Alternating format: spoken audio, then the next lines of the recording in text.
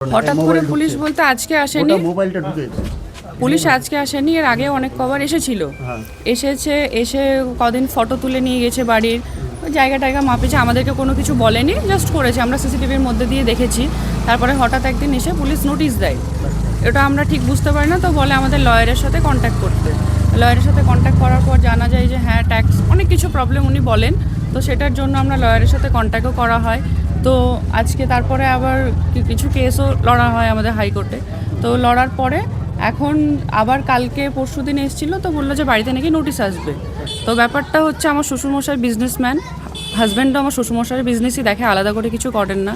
আমি হচ্ছি নাজমা সুলতানা, হুমায়ুন কবিরের মেয়ে, যেটা এখন তৃণমূলের প্রাক্তন পার্টিতে ছিল এখন। তো হ্যাঁ, রানিং বিধায়ক, হ্যাঁ। তো জনতা উন্নয়ন পার্টির চেয়ারম্যান।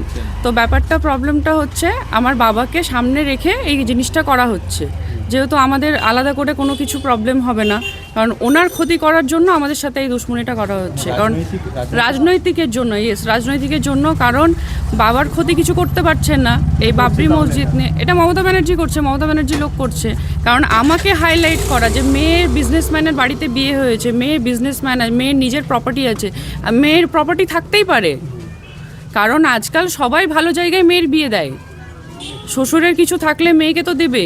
তাহলে আমাকে হাইলাইট করা, আমার হাজব্যান্ডের কি আছে, আমার হাজব্যান্ডের কটা গাড়ি আছে, কটা বাড়ি আছে, আমার কটা জায়গায় সম্পত্তি আছে, এগুলোকে নিয়ে হাইলাইট করে আমাদেরকে ফাঁসানোর একটাই রিজন হচ্ছে যে আমার বাবাকে নিচে নামাতে চাওয়া। পরবর্তীতে আপনারা কোথায় যাবেন আবার? সেটা তো বলা যাচ্ছে না যে পরবর্তীতে কোথায় যাচ্ছি, কি করছি, পরিস্থিতি অনুযায়ী দেখা যাবে, কিন্তু এটা শুধুমাত্র ফাঁসানোর জন্য হচ্ছে। পুলিশ যেটা দাবি করছে যে এটা ভারত সরকারের অর্থ দপ্তর থেকে বাজেয়াপ্ত করার নির্দেশিকা এসছে। হ্যাঁ, কি বলবেন?